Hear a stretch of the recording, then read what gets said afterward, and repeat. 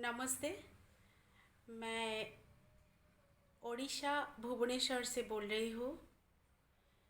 सभी को happy international yoga day and happy father's day की शुभकामनाएं। प्रार्थना करती हूँ कि भगवान के पास सारा विश्व बहुत जल्द स्वस्थ हो जाए पहले की तरह। आज ये वीडियो मैं इसलिए बना रही हूँ कि मेरी कुछ मन की बातें मैं शेयर करना चाहती हूँ अपनी सरकार के पास और पूरा भारतवासियों के पास।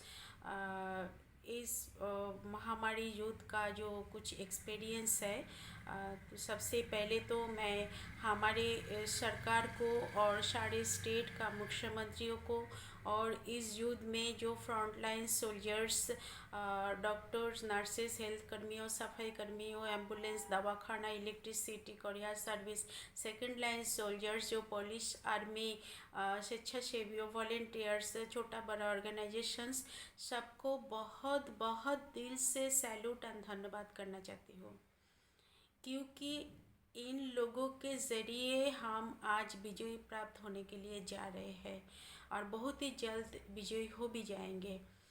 हमारे प्रधानमंत्री को तो जितना भी शुक्रिया करूँ कम है, क्योंकि वो भारत को विश्व दरबार में एक बहुत ऊंचा दर्जा देने के लिए जो कोशिश कर रहे हैं, बहुत अच्छे काम कर रहे हैं।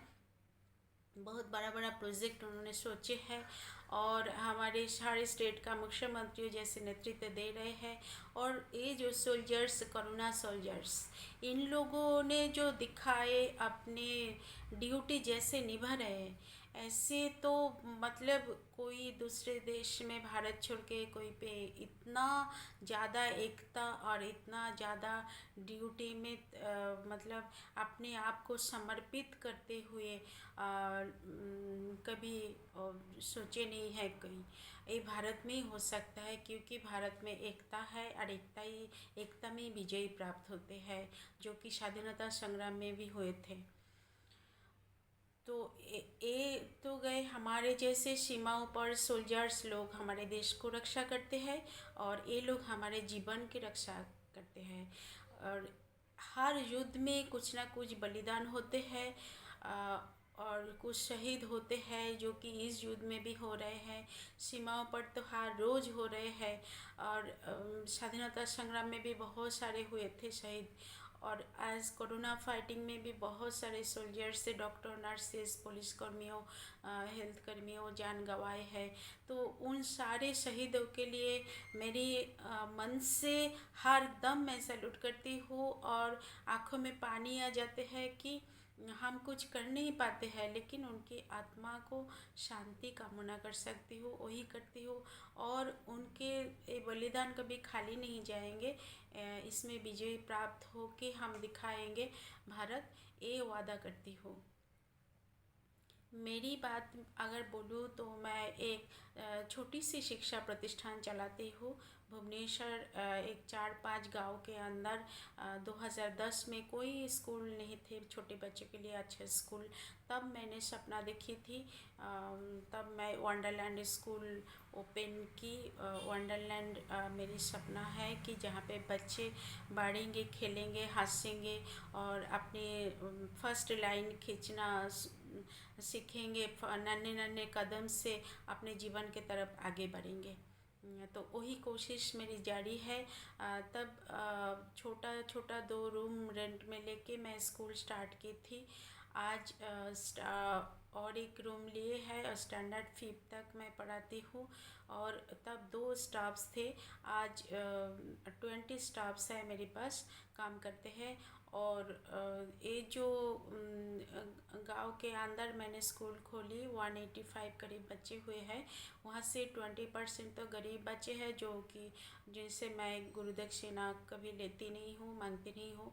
और 60% पेरेंट्स जो अच्छे हैं, वो मैं बहुत ही मिनिमम गुरुदक्षिणा लेती हूँ। 2010 में 200 रुपया लेती थी, आज 700-800 रुपया जो दे पाते हैं, कोई 500 भी देता है, कोई 600 भी देते हैं, उसी में से वो 60% पेरेंट्स का पैसे से मैं house rent, school rent, vehicle rent, teacher salary, staff salary, electricity, school development and साल में 4-5 बार अवेयरनेस प्रोग्राम जैसे health awareness, educational awareness, cultural awareness programme, children's day, Mahatma Gandhi Jayanti, Vivekananda Jayanti, Netaji Jayanti, republic day, independence day में करती हूँ। और वहाँ पर बहुत सारे बच्चों को बुला के, not only my school, other schools के बच्चों को बुला के भी, गांव के बच्चों को भी मेरी तरफ से books, copy, pencil, fruits, biscuit, chocolate वगैरह और कुछ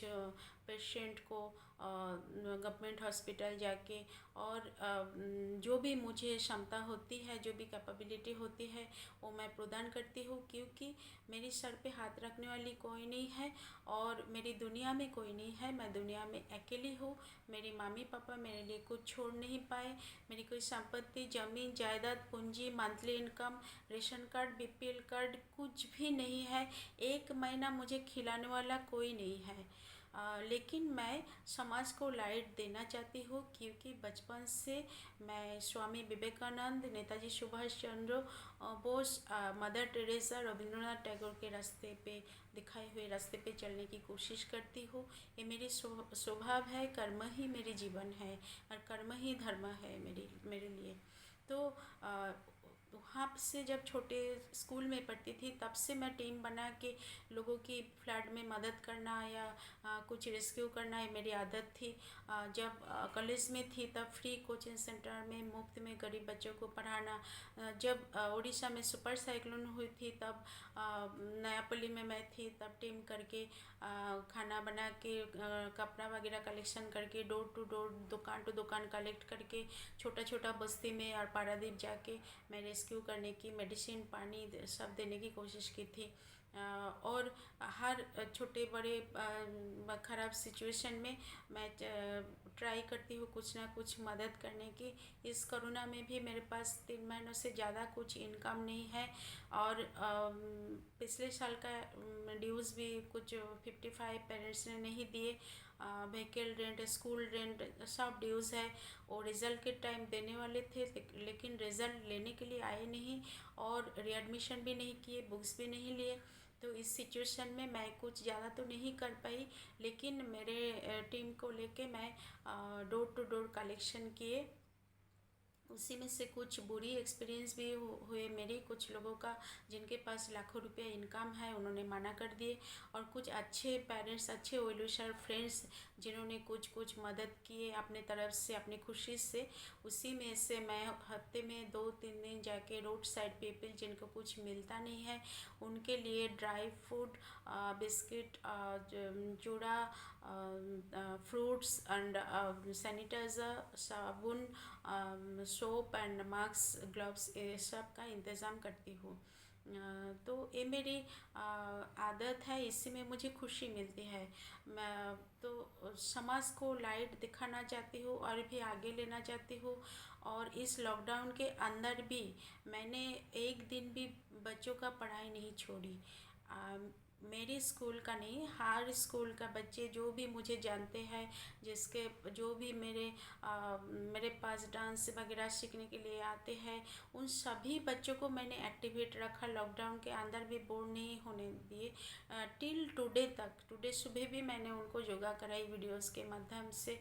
और हर रोज़ मैंने जो एक्टिविटीज़, जो पढ़ाई, जो रूल्स एंड रेगुलेशन उनको बताते जाती हूँ। बच्चे भी इतना समझ गए कि हमारे फाइटिंग विश्व युद्ध चल रहा है, वो भी समझ गए कि वो घर से बाहर निकालने का जिद नहीं कर रहे हैं। मेरी बातों में आकर के काढ़ा पीते हैं, मामी जो देते हैं वही खाते हैं, बाहर जाने का जिद नहीं करते हैं, रामायण महाभारत देखते हैं। और जैसे मैं बोलती हूँ ऐसे वीडियो ऑडियो करके मुझे भेजते हैं, ऐसे ड्राइंग बना के भेजते हैं। तो मुझे बहुत खुशी होती है कि बच्चे मेरे साथ जुड़े हुए हैं। ऐसे विद्या का तो कोई भाव नहीं होते, लेकिन कुछ पेरेंट्स को मैं बताना चाहती हूँ, जो 20 पेरेंट्स दे नहीं पाते उनके बात अलग है, वो गरीब है। और जो 60% पेरेंट्स तो देते हैं, कभी बोलते नहीं, बार्गेनिंग नहीं करते हैं, कुछ नहीं करते हैं, जानते हैं कि सारे स्कूल से मेरे स्कूल का फीस स्ट्रक्चर बहुत ही कम है, रीज़नेबल है, जिसमें मैं चला सकती हूँ उतना ही लेती हूँ, मैं 1000-2000 नहीं लेती। और जो 20% अच्छे खासा घर बार गाड़ी मेंटेन करते हुए भी स्कूल का पैसा नहीं देते हैं, बच्चों का फर्स्ट गुरु दक्षिणा नहीं देते हैं, घुमाते हैं, आज कल परसों एटीएम से लेकर आती हूँ, थोड़ा वेट कीजिए, ऐसे करके करके घुमाते घुमाते 1 साल 2 साल उनके बच्चा टॉयलेट जाना, खाना खाना, पानी पीना, सब कुछ सिस्टम सब सीख जाते हैं, वार्म योगा मेडिटेशन सब कुछ सीख जाते हैं। जब तब लेके 10 तक स्कूल में ज़्यादा पैसा देके एडमिशन करा देते हैं, लेकिन मेरे स्कूल का पैसा को हमेशा भूल जाते हैं। और मांगते मांगते थक चुकी हूँ, एक एक दुकान अच्छा खासा चलता है उनका, एक एक पेरेंट्स का, जाके मैं एक छोटा सा चीज़ें मांगते हो तो भी ड्यूज़ में नहीं देंगे वो लोग, 10 पैसा भी ड्यूज़ में नहीं देंगे, लेकिन मेरा पैसा ड्यूज़ में रख दिया है। तो वो है आदत, लेकिन इनको समझना चाहिए, गुरु कभी मरते नहीं। आप लोग जब सोचते हो कि मॉल जाके खर्चा करेंगे, पार्क जाके खर्चा करेंगे, 1,000 का खिलौना 2,000 दे के खरीदेंगे, रेस्टोरेंट जाके 1,000 का बिल 1200 दे देंगे, लेकिन तब कभी पूछते नहीं, जब घर में बंद करके चले जाते हैं आके पूछते नहीं कि पार्क के बिल का पैसा 15 दिन नहीं देखे, 15 दिन का पैसा क्यों दे, मोबाइल रिचार्ज में 30 डेज़ का पैसा क्यों दे, मैं तो 28 दिन का बात किए, लेकिन ये सब एंटरटेन में चला जाता है। तो रोटी कपड़ा मकान हेल्थ के बाद एडुकेशन का बारी आना चाहिए, लेकिन इन लोगों के लिए एंटरटेनमेंट का बारी एडुकेशन से पहले है। एंटरटेनमेंट सोचते हैं कब मॉल खुलेंगे, कब पार्क खुलेंगे, कब रेस्टोरेंट खुलेंगे, वहाँ पे जाके खर्चा करेंगे, खर्चा करने के लिए बेताब है। लेकिन फर्स्ट गुरु दक्षिणा, जहाँ पे छोटे छोटे बच्चे आफ्टर द होम आते हैं, हम उनके शीट से अंकुर निकालते हैं, जैसे ये बहुत ही बड़ा काम है, बहुत बड़ा मुश्किल काम है। एक एक बच्चे को एक एक हरकत के ऊपर नज़र रखना, टाइम पर पानी पिलाना, खाना खिलाना, तो ये काम हम करते हैं, लेकिन इनका मोल उनको पता नहीं, ये पैसा से तोला नहीं जाता। लेकिन गुरु दक्षिणा एक होती है, गुरु का भी जिंदगी होती है, गुरु भी पानी पीते हैं, खाना खाते हैं। ये थोड़ा सा पैसा जब हम बोलते हैं समर वेकेशन था पैसा क्यों दूँ, लॉकडाउन था पैसा क्यों दूँ, लेकिन बड़े बड़े स्कूल में नहीं बोलते, बड़े बड़े स्कूल में लॉकडाउन के अंदर भी उनका एडमिशन चल रहा है। मेरे स्कूल के बच्चे भी लॉकडाउन के अंदर, बड़े बड़े स्कूल में कुछ बच्चे एडमिशन हो गया है। और भुवनेश्वर में तो ज़्यादातर बड़े बड़े स्कूल टीसी भी नहीं मांगते, वो यहाँ पे ड्यूज़ छोड़ के गए, उनको पता भी नहीं, साल भर का 2 साल का ड्यूज़ छोड़ के गए, लेकिन उनको एडमिशन हो गया बड़े स्कूल में।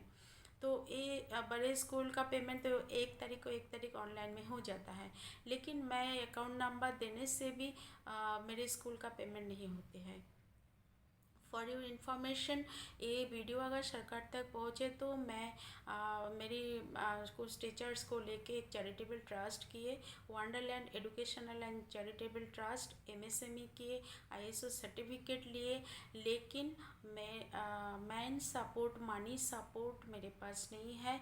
मैं और कुछ अच्छा काम करना चाहती हूँ, हेल्थ लेके, एजुकेशन लेके, समाज का और ब्राइट देना चाहती हूँ, नेशन को और बढ़ाना चाहती हूँ, फ्यूचर इंडिया को, मतलब छोटे बच्चे एंड यंग जनरेशन्स को मैं हर तरफ से आगे बढ़ाना चाहती हूँ, लेकिन मुझे मदद चाहिए। ये वीडियो मैं इसलिए बनाई, मैंने बहुत सारे लिखे, जब अफवानी के बाद मेरा बहुत नुकसान हो गया था लास्ट ईयर को, सरपंच के पास बहुत रोई, उन्होंने कुछ नहीं मदद की, एमएलए के पास जाके बहुत रोई, फिर कलेक्टर के पास गए ज़मीन के लिए, उन्होंने बोले कि तहसील के पास जाइए, तहसील के पास मैं दो बार खुर्दा डिस्ट्रिक्ट में जाके जटनी तहसील ऑफिस में मैं लेटर दिए, पूरा फाइल दिए ज़मीन का, लेकिन 2 बार फाइल खो दिए। फिर गवर्नर के पास गए, गवर्नर सर बोले कि आप लिख कर दीजिए आपको क्या क्या चाहिए। मैं मेरा सारा सोशल वर्क का फ़ोटोज़ वगैरह फाइल बना के सब कुछ लिख के गवर्नर को 2 बार पेश की, और उसके बाद जब फॉलोअप की तो वहाँ से भी मेरा फाइल खो गया। तो वो सब लेटर्स के कॉपीज़ मेरे पास है, लेकिन मुझे आज तक किसी ने मदद नहीं की। हाँ, कुछ वेल विशर फ्रेंड्स है जो कि हर छोटा बड़ा फंक्शन में कुछ कुछ मदद करते हैं। उनको मैं बहुत शुक्रिया अदा करती हूँ, बहुत धन्यवाद ज्ञापन करती हूँ। कुछ अच्छे पेरेंट्स हैं जिनको बोलना नहीं पड़ता है, और इस लॉकडाउन के अंदर जो रिलीफ देने के लिए मैं कुछ कुछ घर में गए तो मुझे बहुत ही बुरा बुरा एक्सपीरियंस हुआ। जिनके बच्चों को मैं डांस म्यूज़िक सिखाई, कभी भी अच्छा शिक्षा दी दी थी, लेकिन मैं सोची कि ये तो मना नहीं करेंगे। कभी 200 रुपया चंदा भी नहीं ली उनसे, बड़ा बड़ा स्टेज दिए उनके बच्चों को, प्राइज़ दिए, गिफ्ट दिए, सर्टिफिकेट दिए, लेकिन उन उन लोगों ने मना कर दिया। कोई तो 30-30 रुपीज़ थमा दिए, कोई तो 100 रुपया देने में 3 दिन घुमाए।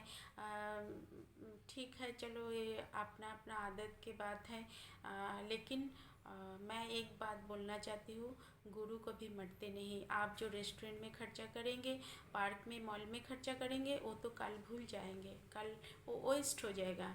लेकिन जो गुरु को आप जो मिनिमम गुरु दक्षिणा दे रहे हैं, वो जो आपके बच्चों को फर्स्ट लाइन खींचना सिखाए, जो फर्स्ट वार्म अप योगा सिखाए, जो फर्स्ट अच्छा बात बोलना वो गॉड ब्लेस मी सिखाए, तो वो कभी उसका कोई मोल नहीं। वो कभी मरेंगे नहीं, भले हम चले जाएंगे दुनिया से, लेकिन मेरी दिए हुए शिक्षा आपके बच्चों के अंदर पलेगा, फैलेगा, बढ़ेगा, ये कभी ख़त्म नहीं होगा। तो आप कभी स्कूल में आके आलू प्याज जैसे बार्गेनिंग मत कीजिए कि 7,000 एडमिशन क्यों है, 8,000 एडमिशन क्यों है, 5,000 नहीं हो सकता, 800 रुपया क्यों है, 500 रुपये नहीं हो सकता। ये तो मतलब जिनका क्षमता नहीं है उनको मैं समझती हूँ कि उनका क्षमता नहीं है, उनसे मैं मांगती नहीं। लेकिन आपका दिए हुए इतनी सी पैसा से मेरी 20 स्टाफ्स का salary, school rent, vehicle rent, electricity, school development, school का टॉयज, सब कुछ चलते हैं। बैंक में लोन लिए लेके मैं स्कूल डेकोरेशन की थी, वो लोन का इंस्टॉलमेंट मैं आज भी दे रही हूँ। तो ये तो एक गया मेरी बात। अगर सरकार को मैं बोलना चाहती हूँ, उन्होंने जो भारत के लिए आत्मनिर्भर प्रोजेक्ट बनाए, बहुत बड़ा बड़ा प्रोजेक्ट उन्होंने बनाए, लेकिन जो शिक्षा मैं हर रोज़ देखती हूँ, छोटे छोटे शिक्षा प्रतिष्ठान के लिए, जो इनका भी टीचर्स होते हैं, इनका भी सैलरीज होते हैं, इनका भी हाउस रेंट होती है, इनका भी इलेक्ट्रिसिटी होती है, इनका भी साफ़ सफाई कर्मियों होती है, इनका भी कोई स्कूल व्हीकल, कोई बच्चे को लेने के लिए जाते हैं, उनका भी सैलरी होती है। तो ये सब उन्होंने नहीं सोचे। लेकिन बड़े बड़े स्कूल तो नहीं मरेंगे, बड़े बड़े प्राइवेट स्कूल रहेंगे। गवर्नमेंट स्कूल का टीचर्स को तो सैलरी मिल जाएगा, लेकिन हमारे जैसे स्कूल का टीचर को क्या होगी। और मैं मेरे को जो दूसरा कोई इनकम सोर्स नहीं है, मैं कैसे सरवाइव करूँगी। आगे कब स्कूल खुलेंगे पता नहीं, खुलने से भी बच्चे, छोटे बच्चे कब आएंगे पता नहीं, लेकिन बच्चे नहीं आएंगे तो पैसा कब मिलेगा वो भी पता नहीं। तो इस सिचुएशन में आप अगर आपके आत्मनिर्भर प्रोजेक्ट में शिक्षा के बारे में कुछ डाले हैं, तो मेरी जैसे बेसहारा लेडीज़ जो अकेले समाज सेवा करके एक समाज को नई ज़िंदगी देना चाहती है, उनके लिए सोचिए। अगर आप मेरे लिए सोचते हैं तो एक छोटा सा ज़मीन और कुछ पैसा मैं हमारे मुख्यमंत्री जी को भी निवेदन करती हूँ, गुजारिश करती हूँ, अगर इतना सा मदद कर देंगे तो एक +2 तक अच्छा स्कूल मैं बना सकती हूँ, जहाँ पे कुछ ऑर्फन सेक्शन रहेंगे जो कि पैसा नहीं दे पाते, वो लोग पढ़ेंगे, और कुछ और भी कुछ लोगों को मैं काम दिला सकती हूँ, और भी कुछ अच्छा अच्छा काम प्रोजेक्ट लेके मैं कर सकती हूँ। लेकिन पैसा के लिए अभी मैं मेरे दिमाग में बहुत सारे कुछ चलते हैं समाज के लिए, लेकिन मैं कर नहीं सकती। और कर्म को जीवन बनाई हूँ, विदाउट पैसा, विदाउट मैन सपोर्ट मैं इतना दूर आई हूँ, तो मुझे और थोड़ा आगे बढ़ा देंगे तो बहुत मेहरबानी होगी। बहुत प्रणाम करती हूँ आप लोगों को। ये रिक्वेस्ट है मेरी। और एक पॉजिटिव चीज़ मैं बताना चाहती हूँ। जो कि मैं फॉलो की इस फाइटिंग के अंदर, कि पहले 3 महीने पहले कोविड-19 और कोरोना जब आए थे, तब खूब जो बहुत ही कम लोगों को पकड़ते थे, लेकिन जिसको भी पकड़ते थे उसको पूरा ख़त्म कर फिनिश कर देते थे। अभी तो बहुत सारे कारण में पॉजिटिव होते हैं, चारों तरफ लोग फैल गए हैं। कुछ लोग तो डेली डेली मार्केट जाने के लिए बेताब है, कुछ लोग तो सिस्टम नहीं मानते हैं, सोशल डिस्टेंस नहीं मानते हैं। ये सब करके तो कोरोना बहुत सारे बढ़ गए हैं, लेकिन अच्छे भी बहुत सारे हो रहे हैं। मरने की संख्या बहुत कम, मरने की तालिका बहुत कम है पहले से। लेकिन इस युद्ध में जो डॉक्टर्स, पुलिस कर्मियों जो जान गंवाए, उनके लिए बहुत दुख होते हैं मन में। और जो परिযায়ী श्रमिक जो रास्ते में आ रहे थे, उन लोगों को तो सेफ्टी नहीं थी, मास्क नहीं थे, हाथ धोने का सिस्टम नहीं था, खाना नहीं मिला था। लेकिन फिर भी अगर भगवान का बहुत मेहरबानी है, उन लाखों लाखों लोगों के अंदर अगर रास्ते में पॉजिटिव हो जाते तो लाखों लोग वहीं पे मर जाते भारत का। लेकिन भगवान ने बहुत मेहरबानी की। जितने भी आए हैं, जितने भी चले गए, वो इंसिडेंट और एक्सीडेंट में गए, और जितने भी आए हैं वो क्वारंटाइन से अच्छे होके घर निकले हैं। तो ये बहुत पॉजिटिव साइन है। और ये सारे क्रेडिट जाते हैं हमारे front line soldiers, doctors, nurses, health कर्मियों को, एंड पुलिस कर्मियों जो कि रास्ते पर पूरा नज़र रखते हैं कि कौन कौन सिस्टम तोड़ रहे हैं।